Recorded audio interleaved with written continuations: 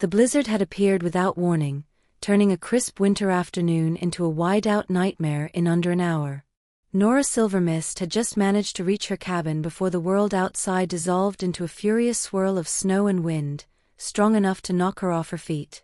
Now she huddled close to her fireplace, listening to the storm batter the walls and hoping her small shelter could withstand nature's assault.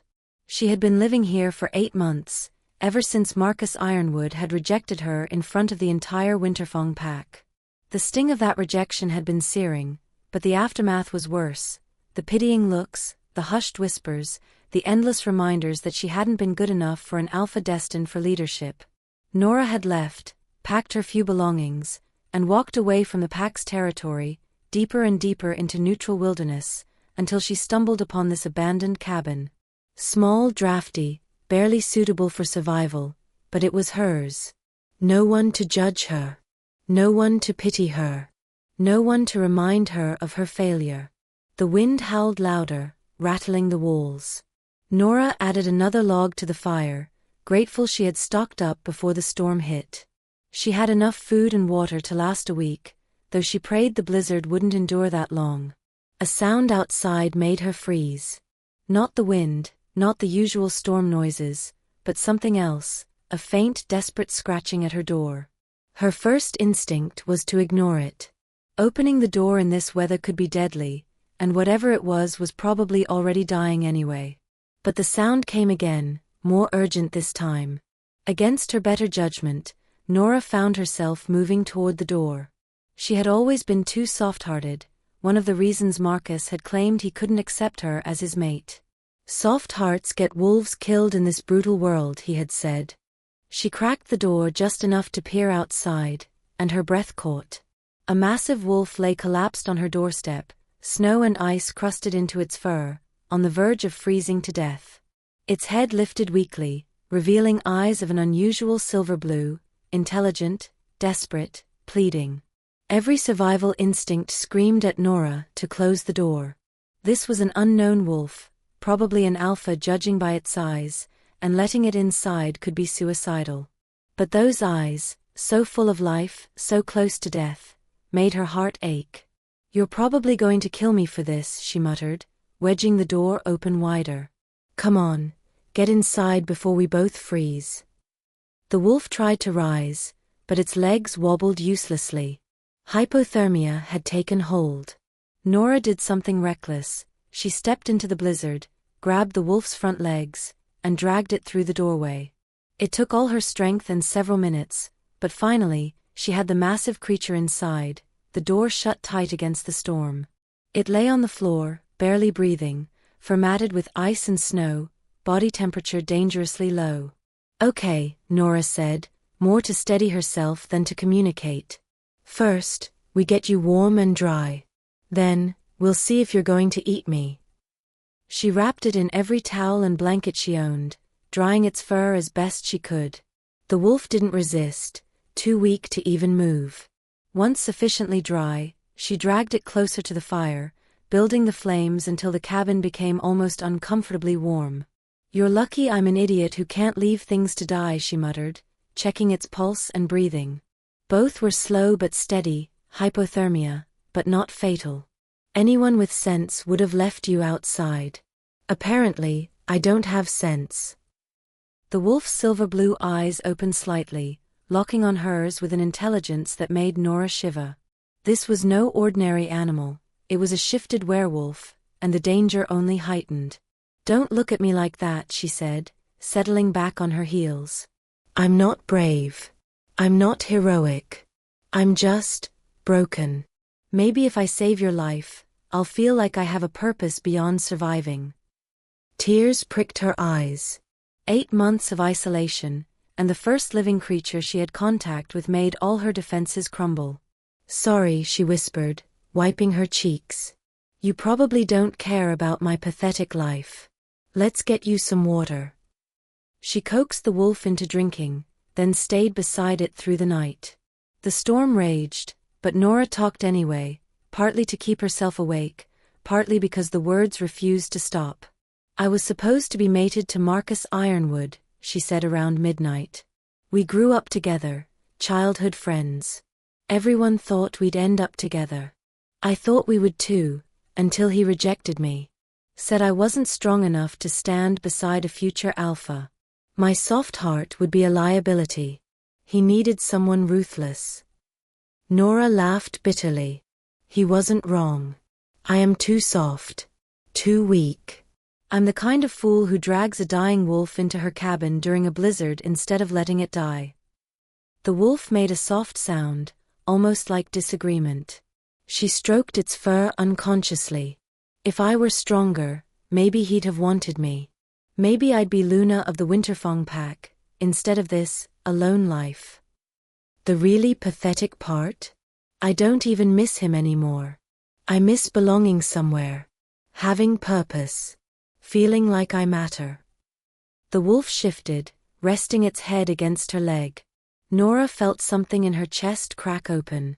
This creature, a stranger who should have been dangerous, was comforting her. "Thank you," she whispered. "Even if you don't understand, thank you for listening." Eventually, she dozed off, one hand resting on the wolf's side, soothed by the fire's warmth and the presence of another being.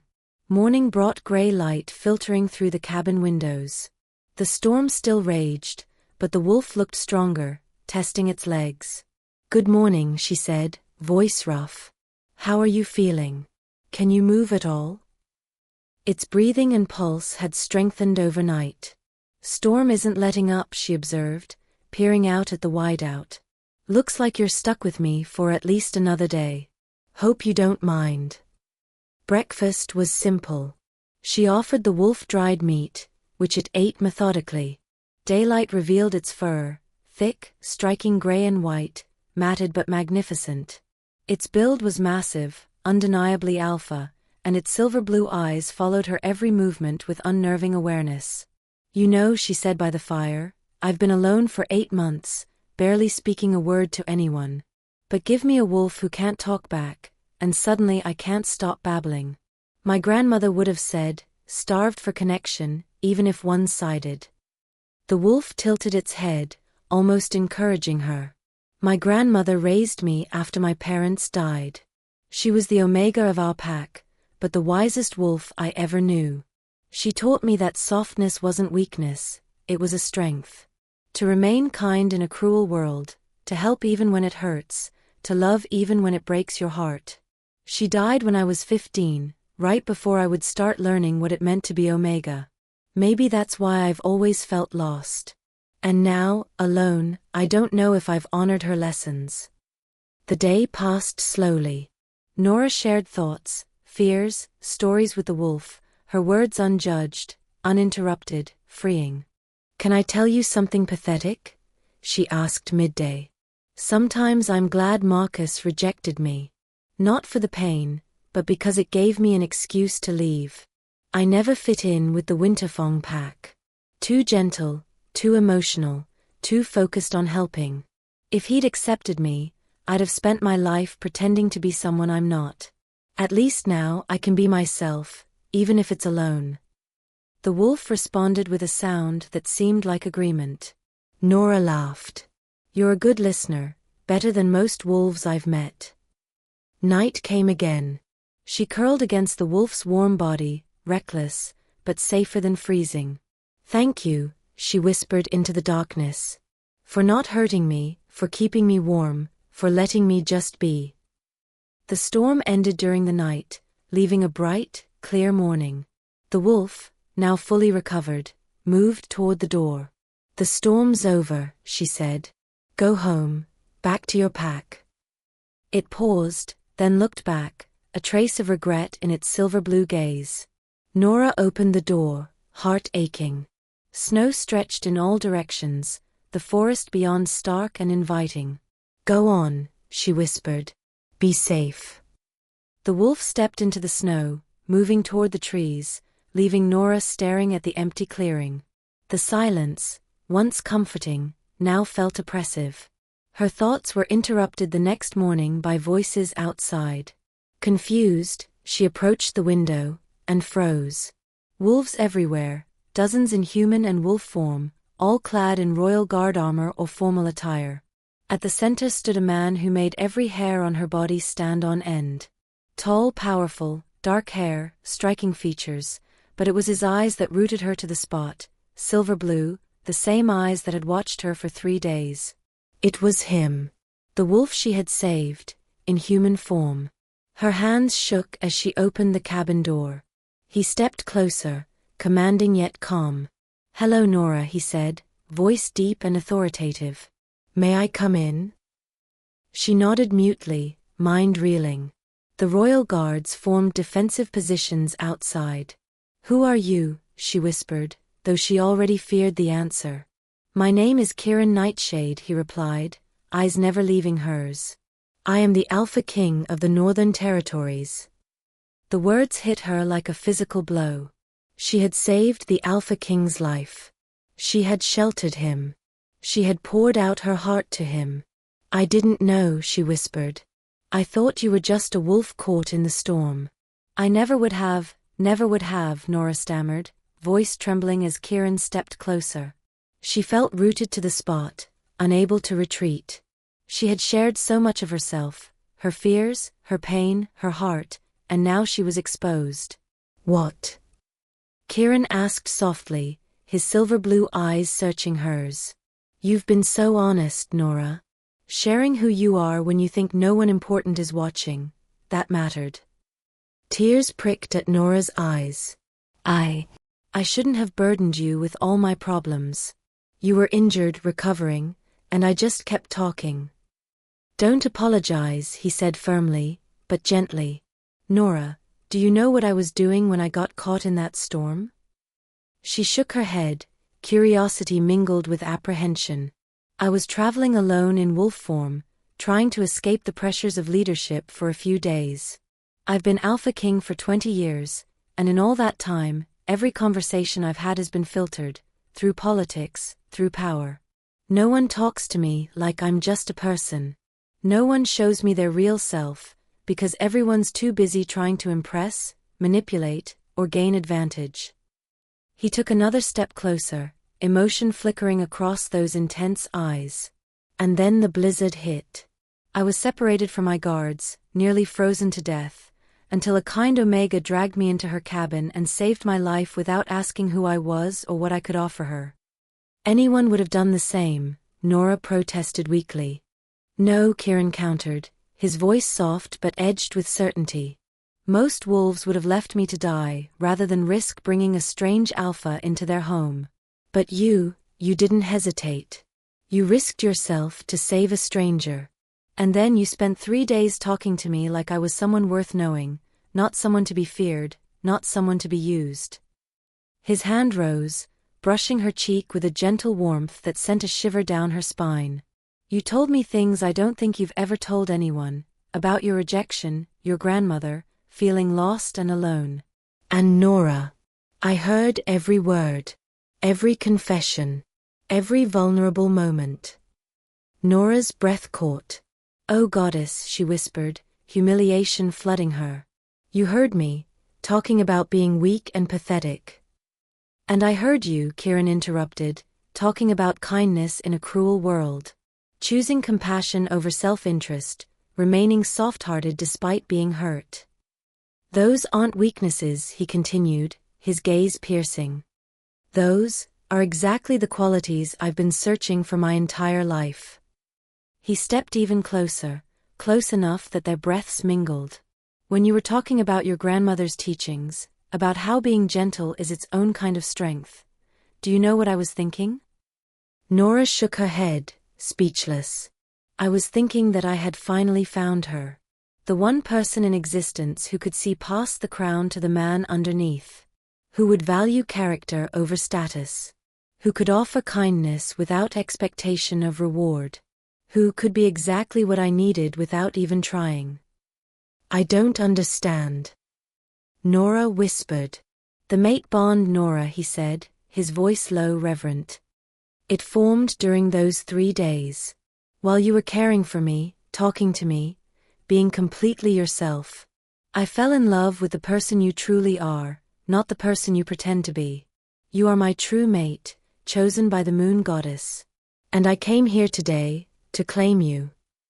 The word should have terrified Norah, but instead something deep in her chest settled into place.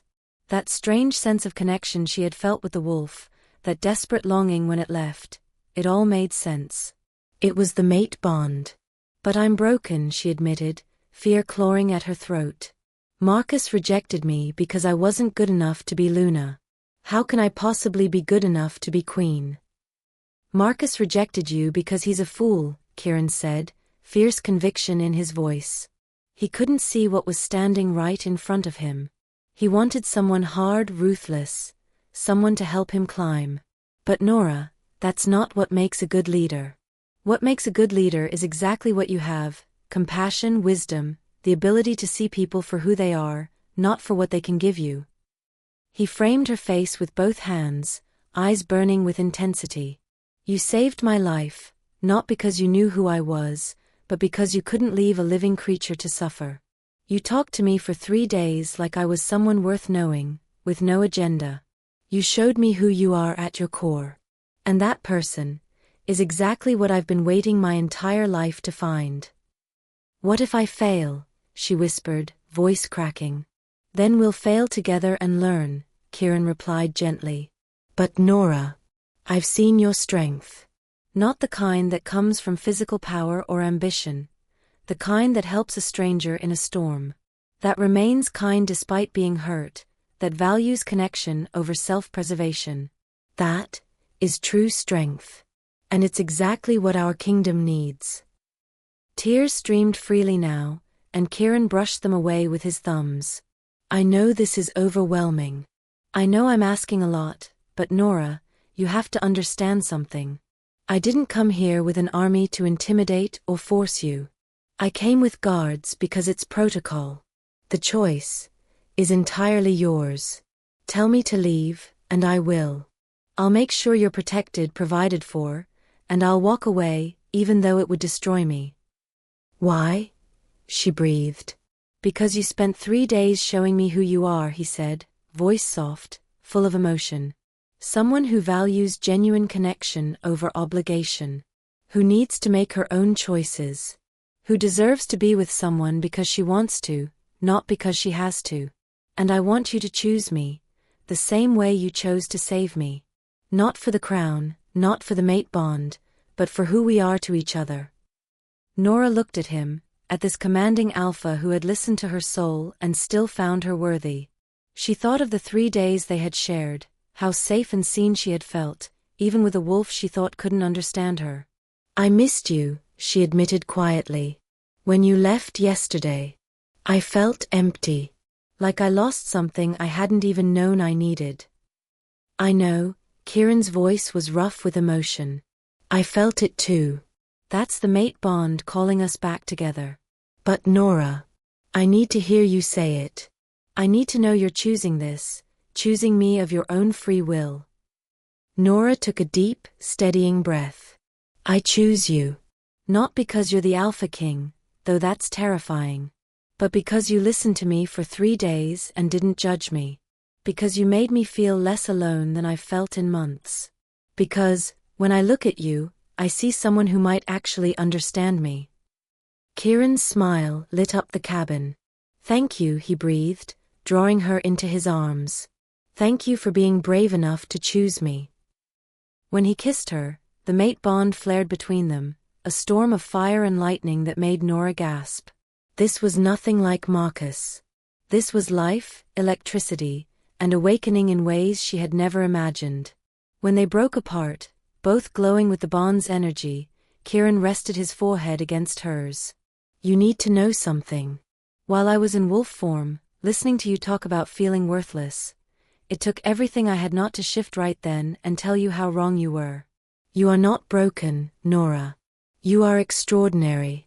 And I will spend the rest of my life proving it to you. I'm still scared, Norah admitted. Good, he said softly. Being scared means you're being brave. And you won't do this alone. I'll be beside you every step of the way, and so will everyone who serves our kingdom. You're not an outsider anymore, Norah. You're home. The words sank deep. 8 months she had told herself her cabin was home, that solitude was freedom. But now with Kieran, home was a person. A connection. A place where she belonged. "What happens now?" she asked. "Now," he said, smiling, "I introduce you to my guards and we begin the journey to the royal territory. About a week's travel. Time for you to adjust, to ask questions, and I finally get to hear more of your stories. Everything about you, not just what you confessed to a wolf you thought couldn't understand. Never going to let me forget that, are you?" she asked, cheeks warm. "Never," Kieran said with a grin. "But only because every word you said showed me exactly why you're perfect. Your vulnerability, honesty, your beautiful heart, that's what made me fall in love." As they stepped outside, hand in hand, facing the assembled guards, Norah felt something she hadn't in 8 months: hope. The rejected Omega who had sheltered a freezing wolf had found her true mate. Being soft-hearted wasn't weakness, it was her greatest strength. The guards bowed, masks of surprise quickly replaced with respect, as Kieran declared her his mate, future queen, and anyone who questioned her would answer to him personally. As they walked away from the cabin together, surrounded by loyal guards but focused solely on each other, Norah thought about how dramatically life could change in less than a week. Alone and rejected, now mated and valued. All because she had saved a stranger in a storm. All because she had been herself. Sometimes, the bravest thing is to remain kind in a cruel world. Sometimes weakness is strength. And sometimes, the most powerful connections form when you're simply being yourself, thinking no one important is watching. But the Alpha King, he was watching. And he saw everything.